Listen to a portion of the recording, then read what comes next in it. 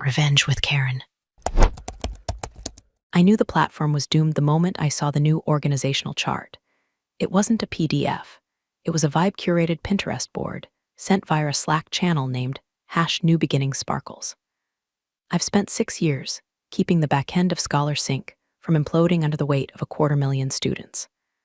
I've missed Christmases, funerals, and arguably the prime of my 30s staring at cascading style sheets and server load balancers, ensuring that some kid in rural Nebraska didn't get booted out of his AP Calculus final because a database hiccuped.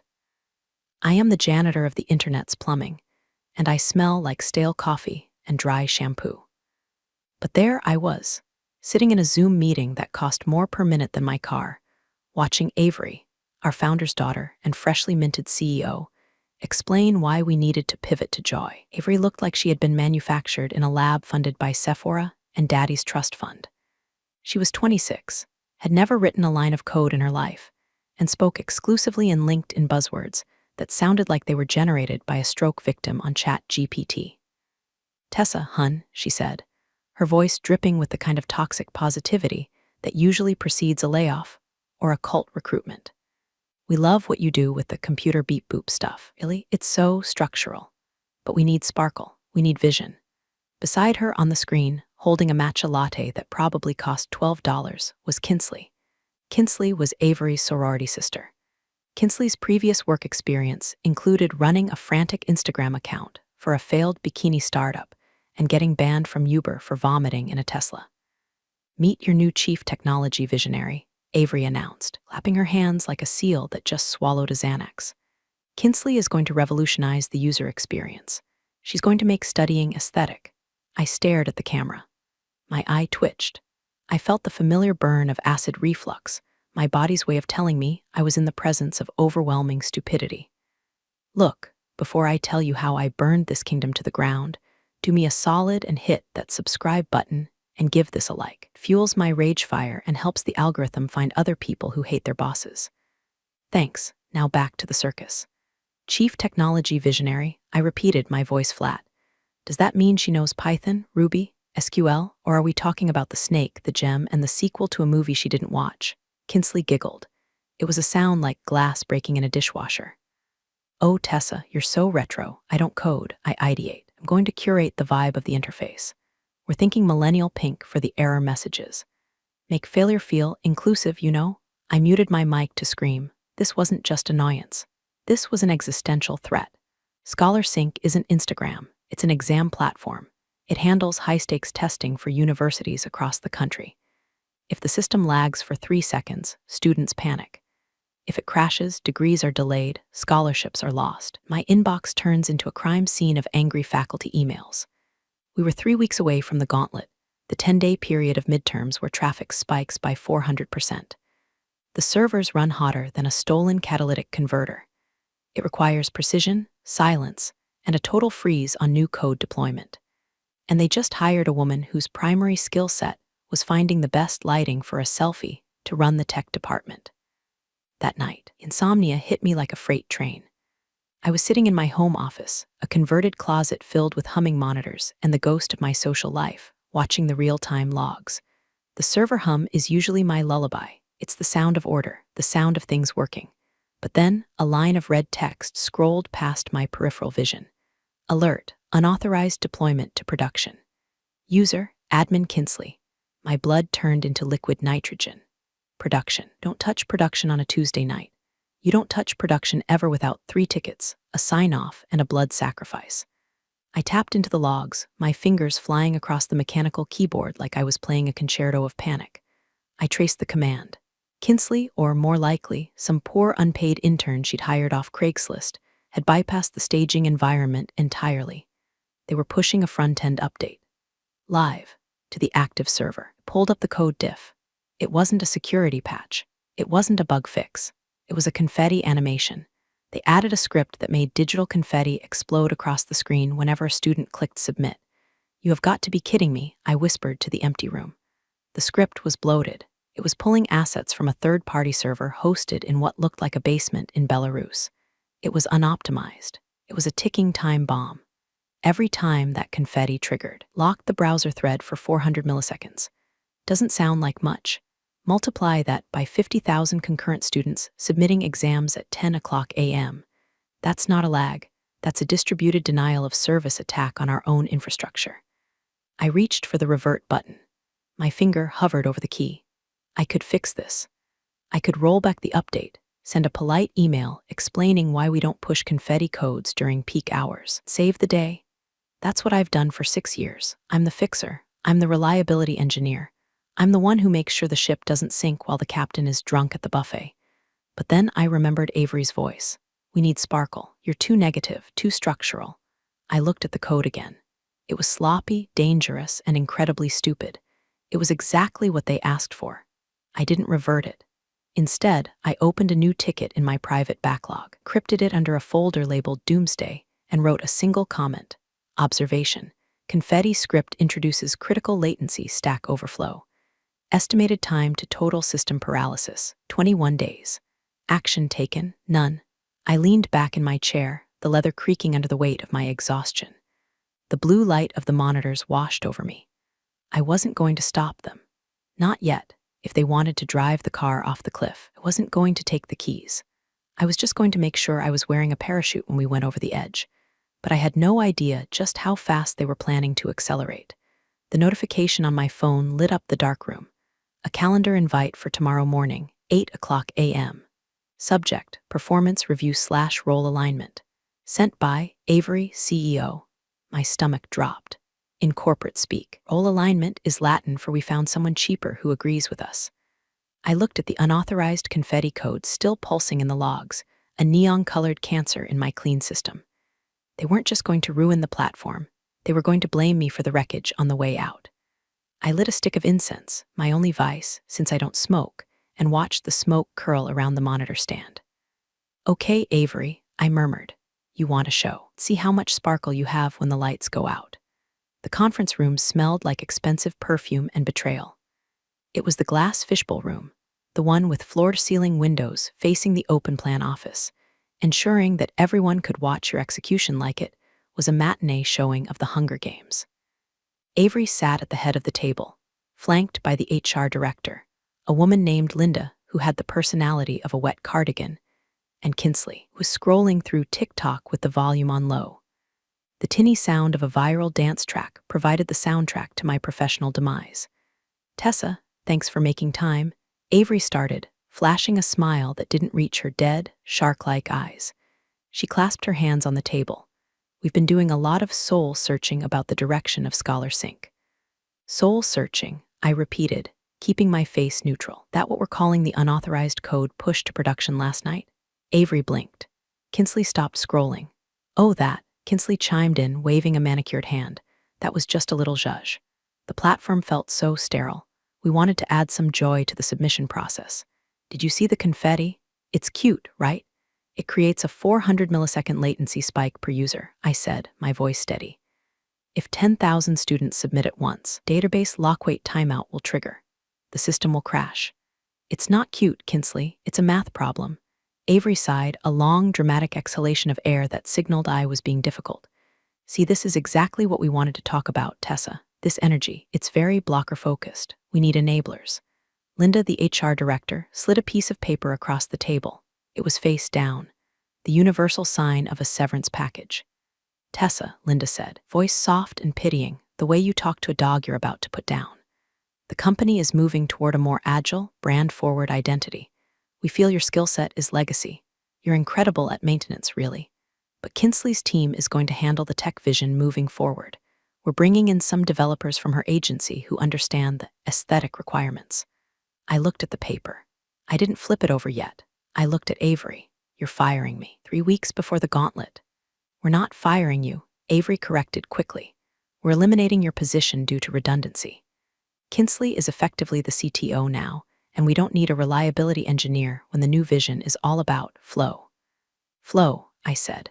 You know flow stops when the servers catch fire, right? Who is going to manage the load balancers? Who is going to patch the SQL injection vulnerabilities? Who is going to ensure the exam timers don't desync when the daylight savings switch happens next week? Kinsley laughed. God, you sound like my dad. Security, security. We have the cloud, Tessa. The cloud handles that stuff. I stared at her.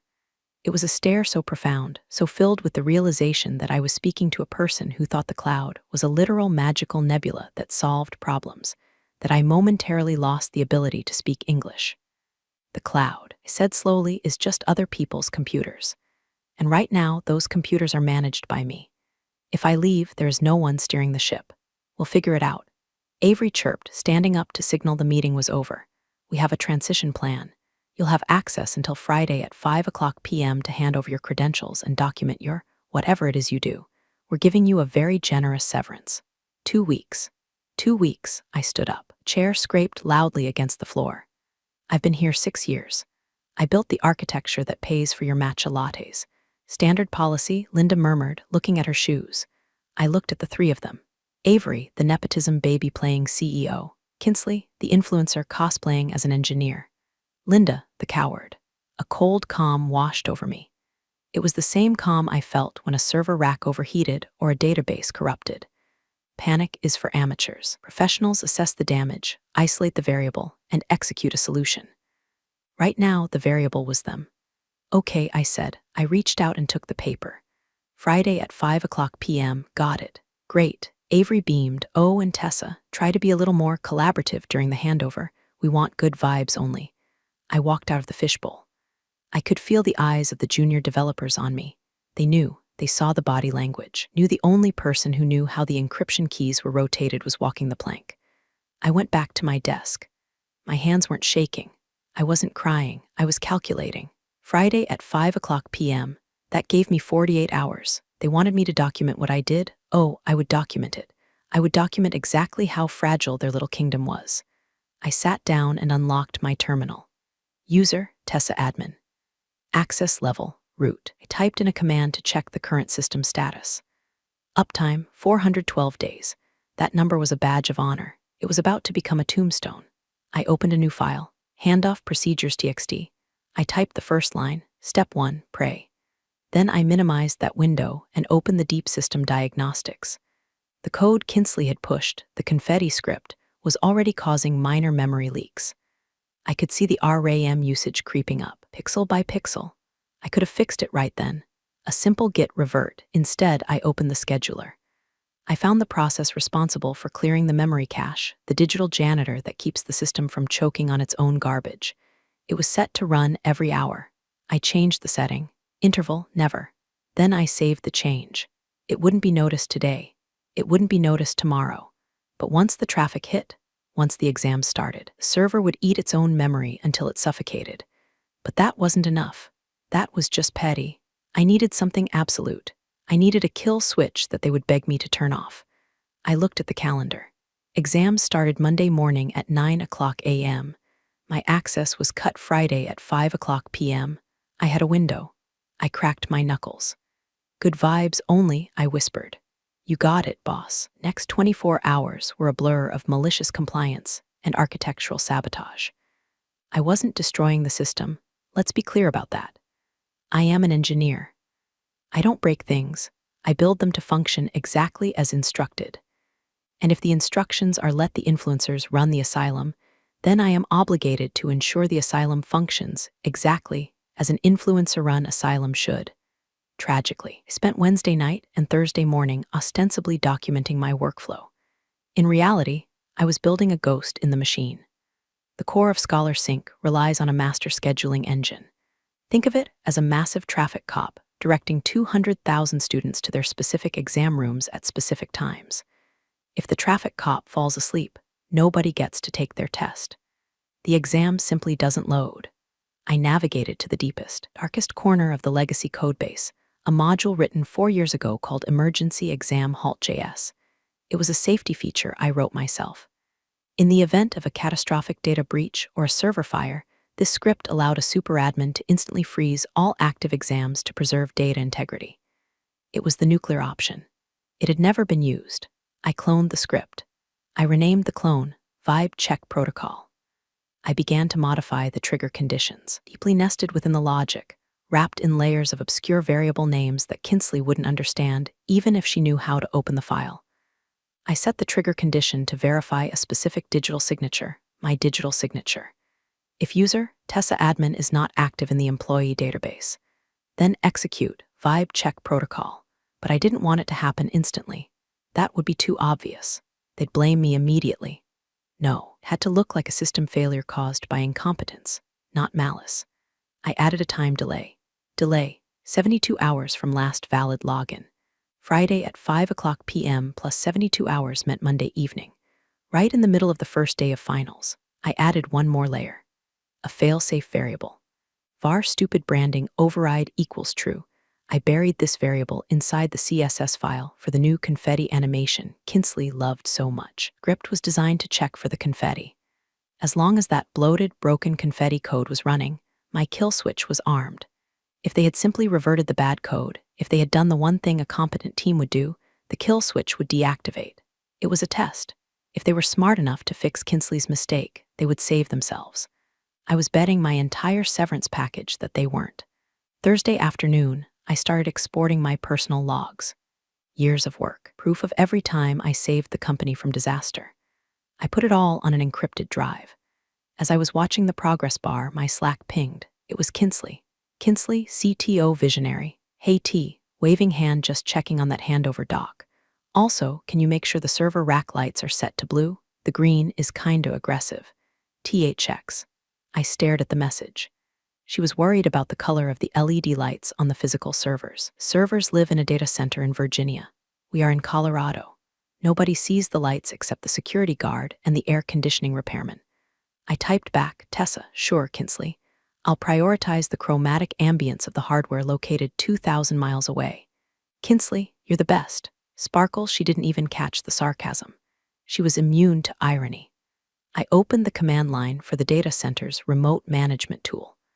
I didn't change the lights. I changed the alert routing. Usually, if a server overheats or fails, an SMS is sent to the on-call engineer, me. I deleted my number.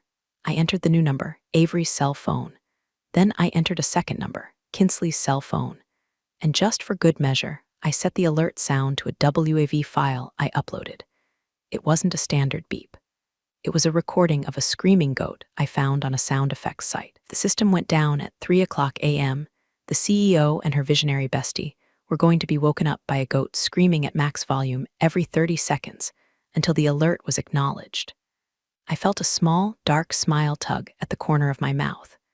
Documentation complete, I whispered. I looked around the office. The open floor plan was buzzing. People were drinking cold brew and discussing their weekend plans. I had no idea that the floor beneath them was made of paper, and I was about to light a match. I saw Greg, a junior dev who was actually decent. He looked stressed. He caught my eye and gave a small, sad wave. He knew I was getting the boot. I opened a direct message to Greg. Tessa, hey Greg. If things get weird next week, check the legacy routing table. But don't fix it until they ask you to. Trust me. Greg, Tessa, trust me. And update your LinkedIn. I closed the laptop. 1 day left. The crossing was almost complete. I had built the bridge, rigged the explosives, and was now just waiting to walk across it and detonate it from the other side. Friday arrived with the grim inevitability of a dental appointment. The office vibe was manic casual.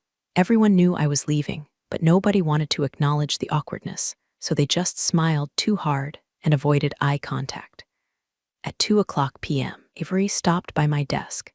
She was wearing a blazer that cost more than my first car and holding a tablet like it was a holy relic. Tessa, she chirped, leaning against my cubicle wall. How's the wrap-up going? All the wires tucked away. The documentation is on the shared drive, I said, not looking up from my screen. I've listed the critical dependencies. I also flagged the latency issue with the confetti script. Again, Avery laughed, a dismissive, airy sound. Oh, Tessa, you and your latency.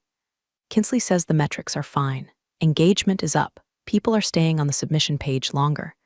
They're staying longer because the page is frozen, I said, turning my chair to face her. That's not engagement, Avery, that's frustration. Avery's smile faltered for a microsecond, then reassembled itself into a mask of pity. Look, I know this is hard. You built a functional thing. It's cute. It's like a Toyota Camry. Reliable, boring. We're building a Tesla. Teslas catch fire, I noted. We hope you understand, she continued, ignoring me. You're brilliant in your own retro way. But the industry is changing. Branding matters. Kinsley has followers. She has a platform. When she tweets about an update, our stock price moves. When you fix a bug, well, nobody really cares, do they? That was the moment. That was the sentence that snapped the final tether of my conscience. Nobody really cares. I thought about the 250,000 students. I thought about the single mothers taking night classes to get a nursing degree. I thought about the kids on scholarship who couldn't afford to retake a class if the system ate their final paper. I cared. I cared so much it made my chest ache. And that's why I had to do this. Because if I left this system in the hands of people who thought engagement meant a frozen browser, those students were going to be the victims. Ever write a rollback script, Avery? I asked quietly. She blinked. A what? A rollback script. It's what you use when you realize you've made a terrible mistake and you need to undo it before it destroys everything. It's the emergency stop button. We don't plan on making mistakes, she said, flipping her hair. We manifest success. Right, I said, manifesting. Well, good luck with that. Kinsley sashayed over, holding a bottle of champagne. Happy last day tea. Popping bottles in the break room at 4:30. You should come. No hard feelings, right? I looked at the champagne, cheap, sweet. Probably gave you a headache just by looking at it. I have a few last things to clean up, I said. You guys go ahead. Celebrate the vision. Suit yourself, Kinsley said. She turned to Avery. Oh my God, did you see the mock-ups for the new login screen? We're adding a daily affirmation pop-up. They walked away, chatting about fonts and affirmations. I turned back to my terminal. It was 4:15 p.m. I had 45 minutes. I checked the Vibe check protocol one last time. It was armed. The trigger was set. The goat screaming alerts were queued, but I decided to leave them one tiny breadcrumb, a final test of character. I opened the MOTD message of the day, file, on the server. This is a text file that only admins see when they log into the backend console. I typed, warning, the load-bearing column has been removed. If you see confetti, you are already dead. Call me if you want to live. Consultant rate, triple. I saved the file. They would never see it. They didn't know how to log into the console. They only used the pretty dashboard Kinsley's team built, the one that was currently lying to them about the system health. At 4:55 p.m., I stood up.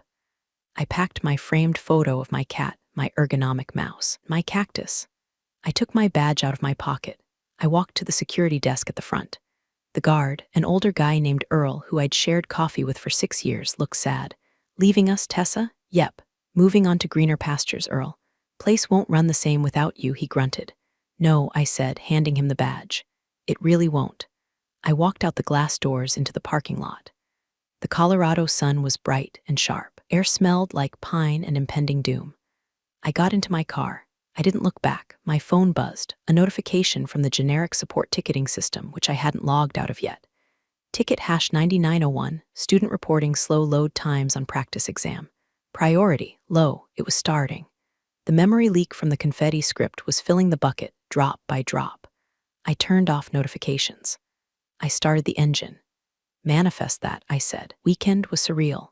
For the first time in 6 years, my phone didn't vibrate with the phantom limb sensation of a server outage. I slept in on Saturday. I went to a farmer's market. I bought artisanal cheese. I felt like a normal human being, or at least a simulation of one, but the back of my brain was still running a background process. I kept glancing at the clock, mentally calculating the server load. Saturday, 2:00 p.m., weekend study groups are logging in. Traffic is moderate. The memory leak is probably at 40%. The confetti is still flying, eating up RAM like Pac-Man. Sunday, 8:00 p.m., the panic set is logging in. Students realizing they have exams tomorrow. Traffic spikes. The database is starting to sweat. I resisted the urge to check the public URL. That was the rule, total severance. If I checked, I was involved. If I was involved, I was liable. I had to be a ghost. Monday morning, 9:00 a.m., the beginning of the gauntlet. I sat on my patio with a mug of coffee, watching the squirrels fight over a walnut. It was peaceful. My laptop sat closed on the table. I knew exactly what was happening inside the Scholar Sync headquarters right now. At 9:05 a.m., Avery was likely getting her second matcha. At 9:10 a.m., first wave of East Coast students sat down for their 10 a.m. exams, Eastern Time.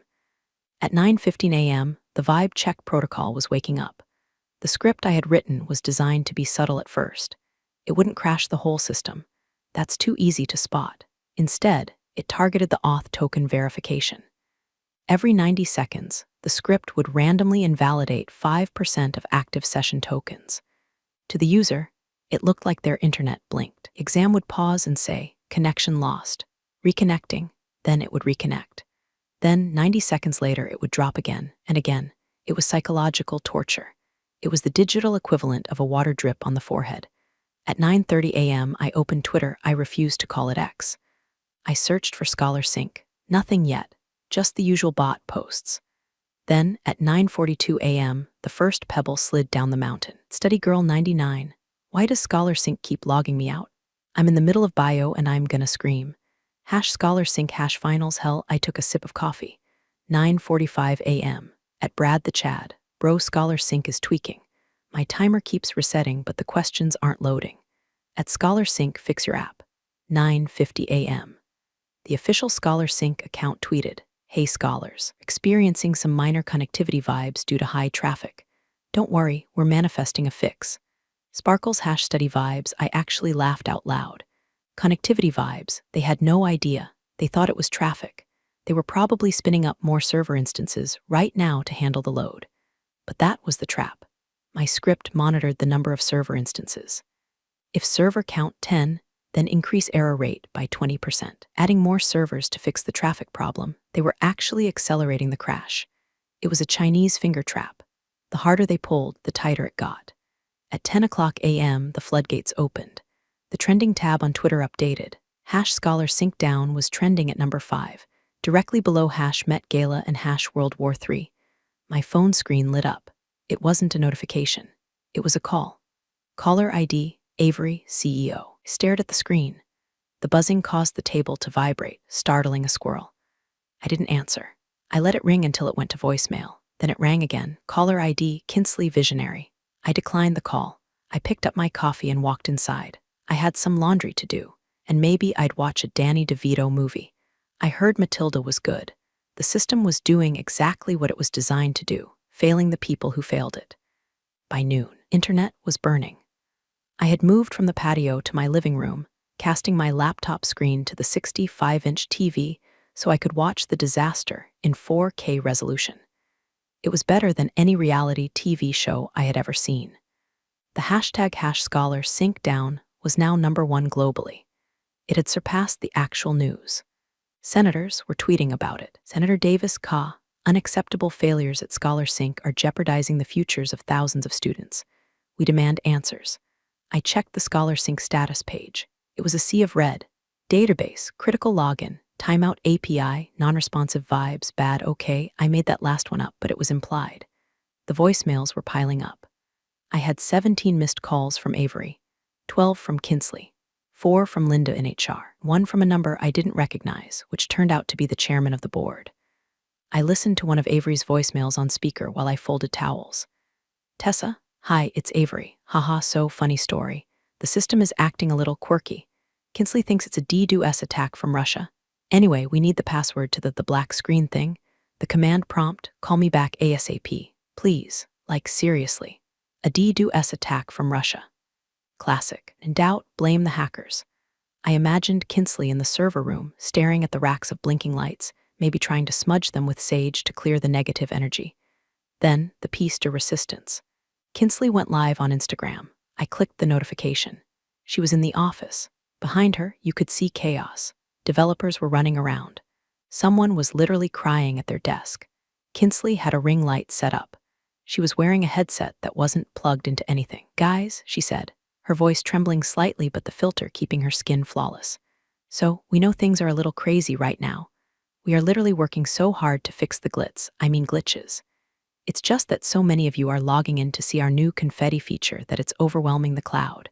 We're suffering from success. Bear with us." The comments were a waterfall of hatred. "I just failed Chem 101 because of your confetti. Resign. My timer ran out while I was watching you talk. Who is this clown?" Suddenly, in the background of the video, a loud, guttural scream cut through the noise. It wasn't a human, it was the goat. Bah! The alert sound I had set for the server overheat. It was coming from Avery's phone, which she was holding as she ran into the frame behind Kinsley. "Kinsley, turn that off. My phone won't stop screaming." Avery yelled, not realizing they were live. I'm live, Avery. Kinsley hissed, trying to block the camera. I don't care. The board is on the line. They say the stock dropped 40% in 2 hours. Fix it. I don't know how. Tessa locked the stream cut to black. I sipped my iced tea. Tessa locked nothing, I said to the TV. Tessa just took the keys with her. My laptop pinged. A new email. Subject, contracting inquiry urgent from Board of Directors at Scholar Syncom. Dear Miss Tessa, you have been informed that you recently left the company. We are experiencing a catastrophic service interruption. Current leadership has indicated difficulties in resolving the issue. We would like to discuss retaining your services immediately as an external consultant. Name your price. I looked at the email. I looked at the TV, where a CNN anchor was now talking about the exampacalypse. I typed a reply. Board of Directors from Tessa. Subject, contracting inquiry. I am currently unavailable. I recommend asking the Chief Technology Visionary to manifest a solution. If she cannot, I will be available for a call at 9:00 a.m. tomorrow. My rate is $500 per hour, with a minimum retainer of 100 hours paid upfront. Also, I will require full autonomy. And an apology. Sent. I didn't wait for a reply. I knew it would come. Panic was only just beginning. The 72-hour delay on my Vibe check protocol hadn't even hit its final phase yet. Right now, it was just the confetti script choking the RAM. Wait until Monday evening when the logic bomb actually detonated and locked the admin accounts. Pass the popcorn. By Tuesday morning, Scholar Sync wasn't just a trending topic. It was a cautionary tale in business journals. Forbes had already published an article titled, When Vibes Meet Reality, the Scholar Sync Meltdown. I finally accepted the Zoom invite from the Board of Directors at 9:00 a.m. sharp. I didn't dress up. I wore my I Told You So hoodie. It's just a plain gray hoodie, but in my heart the text is neon. When the camera connected, the mood was funereal. Avery was there, looking like she hadn't slept in 3 days. Her mascara was a smear of tragedy. Kinsley was absent. The chairman, a man named Sterling, who usually looked like he was carved out of mahogany and money, looked gray. Miss Tessa, Sterling said, his voice grave. Thank you for joining us. We are in a bind. A bind implies you're stuck, I said calmly. You're not stuck. You're sinking. There's a difference. Avery flinched. Tessa, please, just tell us the password. The system locked us out. It says Vibe check failed on the admin screen. Did you do this? Didn't do anything, I said. I wrote a protocol years ago to protect the system integrity in case of incompetent administration. It seems the system detected incompetent administration and initiated a protective lockout. You sabotaged us. Avery shrilled, finding a spark of her old entitlement. You planted a virus. I planted a logic check, I corrected. Did you revert the confetti script? Avery blinked. The what? The confetti script. One Kinsley pushed to production last Tuesday. The one I told you explicitly would cause a memory leak. The one I documented in my exit report. Avery looked down. We thought it was branding. We didn't think it was technical. Everything is technical, Avery, I said. That script caused the memory leak. My protocol simply checked, is the system running dangerous code? And is there a competent admin logged in to fix it? The answer to both was no. So, pulled the emergency brake to stop you from deleting the entire student database by accident. Sterling cleared his throat. Wait, you warned them about this? In writing, I said, on Tuesday, again on Wednesday, and verbally on Thursday during my exit interview. I also left a MOTD file on the server warning about the load-bearing column. Did anyone check the server logs? Silence. A VP in the corner muttered. We asked Kinsley to check the logs. Said she was intuiting the data. Sterling put his head in his hands. Jesus Christ. Here is the situation, I said, leaning into the camera. The system is currently in a recursive lockout. It's saving the data. The student exams aren't lost. They're frozen. It's a cryogenics chamber. But if you try to force restart it without knowing the decryption key, you will corrupt the SQL tables and lose everything. 250,000 exams. Gone. Permanently. Avery went pale. Can you fix it? Sterling asked. Yes, how long? 30 minutes to stop the bleeding. 24 hours to repair the structural damage Kinsley did. Do it, Sterling said. Please, we'll pay the rate. The rate has changed, I said. I took a sip of water. The theatrical pause was delicious. I want the contract, but I also want full executive control of the engineering department. No oversight from the CEO, no visionary input. And one more thing. Aim it, Sterling said. I want Avery and Kinsley to issue a public apology to the students. Not a mistakes were made PR statement. a specific admission that they prioritized aesthetics over functionality and ignored technical safety warnings. And I want it posted on the homepage. Avery gasped. I can't do that. It'll ruin my personal brand. I looked at Sterling. Sterling looked at Avery. The look was not fatherly. It was the look of a man watching his portfolio burn. You'll do it, Avery, Sterling said, his voice like grinding stones. Or you'll be explaining to the SEC why we defrauded our customers. I smiled. It didn't reach my eyes. It didn't have to. I'll send over the contract, I said. Once the retainer hits my bank account, I'll send the decryption key. I ended the call. I didn't feel happy. I didn't feel sad. I felt reliable. Money hit my account 14 minutes later. It was an obscene amount of money, enough to pay off my mortgage and buy a very nice bottle of scotch. But the money was secondary. The access was primary. I logged in. User, Tessa Consultant. Access, God mode. The terminal greeted me like an old friend. The cursor blinked, waiting for orders. First, the bleeding. I navigated to the Vibe check protocol. I entered the decryption key. Ryan Gosling is overrated. I needed a string Kinsley would never guess. The protocol disengaged. The lockout flags on the database tables lifted. The system took a deep breath. Next, the cancer. I found Kinsley's confetti script. Git revert commit 8F3A21. Enter. The confetti code vanished. The memory usage on the servers instantly dropped from 99% to a healthy 32%. It was like pulling a knife out of a wound. The patient stabilized immediately. Opened the load balancers. I rerouted the traffic from the crashing nodes to the healthy ones. I cleared the cache. I restarted the API gateway. Red lights turned to green. Database healthy. Login active. Response time 45 ms. It took me 19 minutes. I picked up the phone and dialed the boardroom conference line. It's done, I said. It's working. Sterling sounded like he might cry. We're seeing successful logins. The support tickets are dropping. Exams are unfrozen, I said. Students can resume exactly where they left off. No data loss. I've posted a system announcement explaining that the technical difficulties have been resolved and granting every student a 24-hour extension on their deadlines. Thank you, Sterling breathed. Thank you, Tessa. We're not done, I said. That was the patch. Now we need the surgery. I'm going to need to purge the entire front-end repository of any assets uploaded in the last 3 weeks. No more pink error messages. No more affirmations. We are going back to boring. Boring works. Do whatever you have to do, Sterling said, and the apology I asked.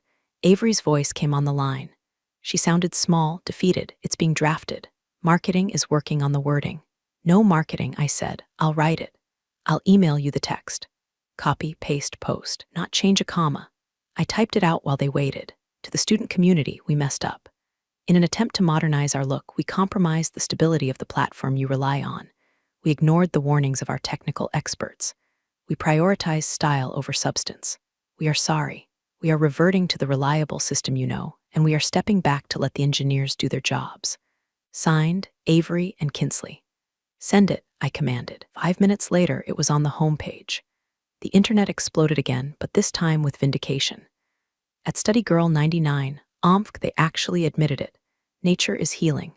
At Code Monkey, this apology smells like a sysadmin held a gun to their heads. I love it. I sat back in my chair. The adrenaline was fading, replaced by a deep, heavy exhaustion. I had won. But I looked at the screen, the lines of code, the scrolling logs, digital architecture I had spent 6 years building. It wasn't just a job anymore. It was a hostage I had just rescued. I checked the MOTD file again. I deleted the warning about the load-bearing column. I replaced it with system status, stable. The adults are back in the room. I drove into the office on Wednesday. I didn't have to. I could have worked remotely forever, but I wanted to see it. The parking lot was full. I walked to the front door. Earl, security guard, saw me coming. He stood up, a massive grin on his face. Miss Tessa, heard you're running the show now. Just fixing the plumbing, Earl, I said. He buzzed me in without asking for a badge. Good to have you back. The office was quiet. The manic energy of the Vibe era was gone. The music was off. People were working. I walked past the visionary suite, Kinsley's old office. It was empty. The neon sign that said Girl Boss was unplugged, leaning against the wall next to a box of half-packed desk toys.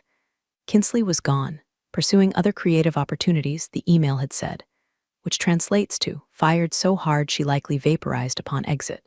I walked to the CEO's office. Avery was packing a box. She looked up when I entered. She looked older. The shiny veneer had cracked. "Here to gloat?" she asked. "No," I said.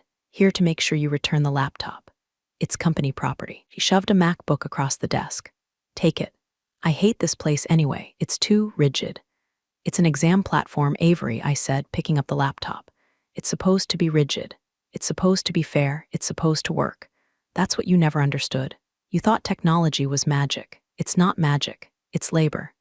It's thousands of hours of invisible labor so that when a kid hits submit, it actually submits." She didn't say anything, just picked up her purse and walked out. I watched her go. I didn't feel sorry for her. She would be fine. She had a trust fund. She'd probably start a podcast about resilience next week. I walked out onto the main floor. Greg, the junior dev, stood up, then another dev, then the whole engineering team. They didn't clap. We're engineers. We don't do slow claps. That's for movies. But Greg just nodded. He pointed to his screen. Uptime, 24 hours. Error rate, 0.00%. I nodded back. I went to my old desk, the one in the corner, away from the windows. They had offered me the corner office, the fishbowl, but I turned it down. The sun glare makes it hard to read the terminal. I sat down. My cactus was still there. Earl must have watered it. I logged in. I checked the queue. Finals were in full swing. 60,000 concurrent users. Everything was green. A support ticket came in. Ticket #9950. Student asking if the confetti is coming back. I smiled. I hit reply. Resolution: no, feature deprecated. Good luck on your exam. I put on my headphones. I queued up my playlist. The hum of the servers was a song I knew by heart. I took a sip of lukewarm coffee. We were stable. I drink alone to Danny DeVito Asthma. Don't judge, it's grounding. We're all healed. Protecting students from failure always meant protecting them from the people who thought failure was just a branding opportunity. Class dismissed.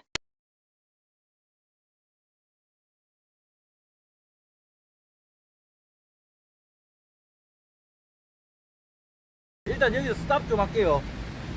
예, 거의 다 먹었거든요. 쌀국수도. 예. 이제 좀 스탑 좀 하겠습니다. 비가 너무 많이 와. 이거 얼마 안 오면 좀 계속 먹으려고 했는데 비가 너무 많이 오는데.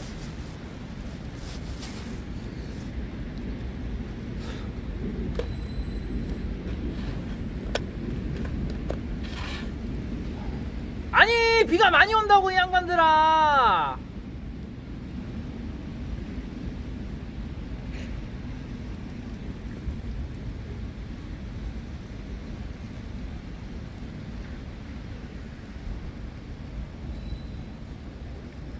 아, 빨리 정리하고 가야 돼. 비 너무 많이 와.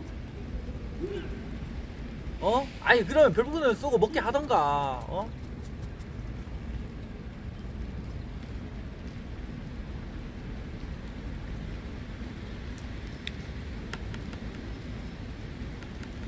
아니, 겨울엔 안 된다니까요, 여러분들.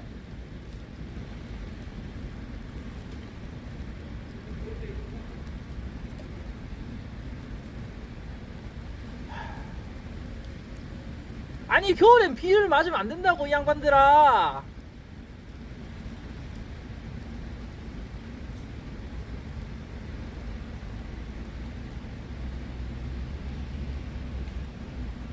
아, 진짜 일단 비 많이 와요. 뭘 이제 그쳐, 씨발.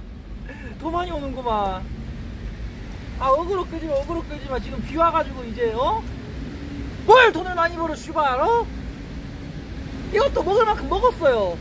뭘 돈을 많이 벌어. 지금 돈 못 벌어가지고 지금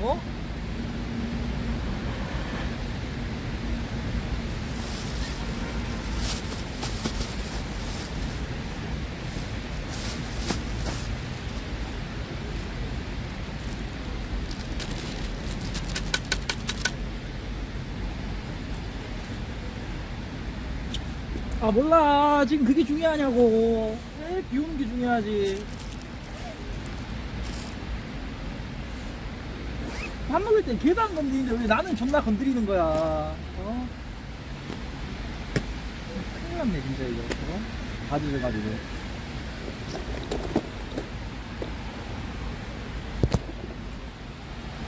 뭐가 세상이 엉망스러워요 지금. 이 날씨에 밖에 나와가지고 비 맞으면서 밥 먹고 있는 내 생각은 안 해요? 아 지금 장난하나 지금 가뜩이나 비 와가지고 지금 밥 먹기도 거시기 한데.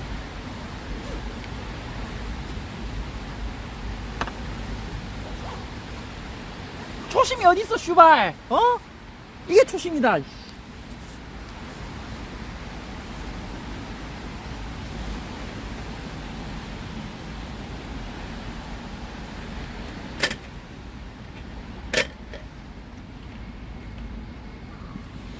초심이었으면 이렇게도 안 해요. 뭘 자꾸 그 초심이래. 몰라 그런 시절이 없어가지고. 예. 누구를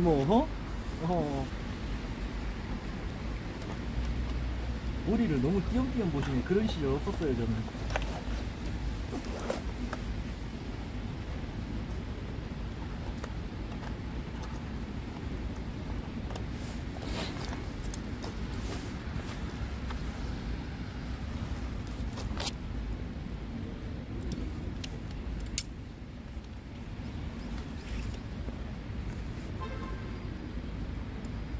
이제 하다 날 좋아 선동을 하네 그냥.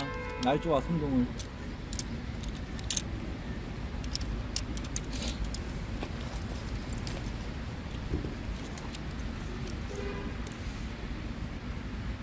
비 오는 걸 어떡해. 친제집에는 나도 어쩔 수가 없어 여러분들.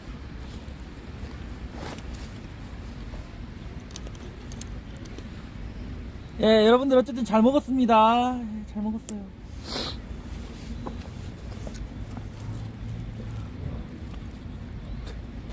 저 새끼 그냥 뒤지고 싶나 왜 저러지.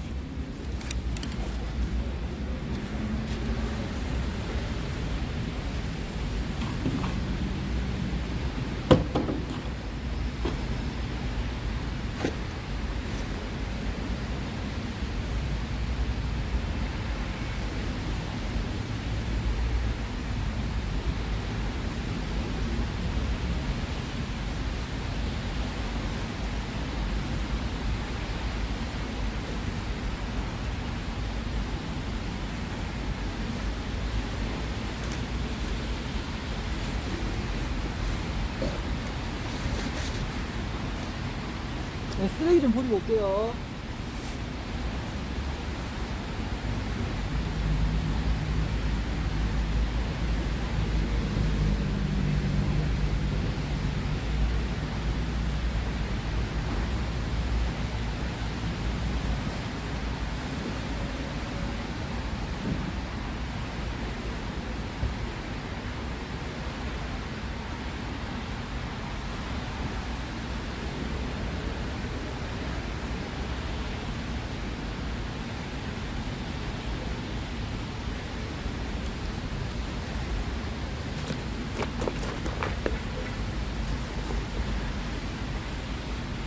어우 이거 씨 장갑도 다 젖었네 그냥.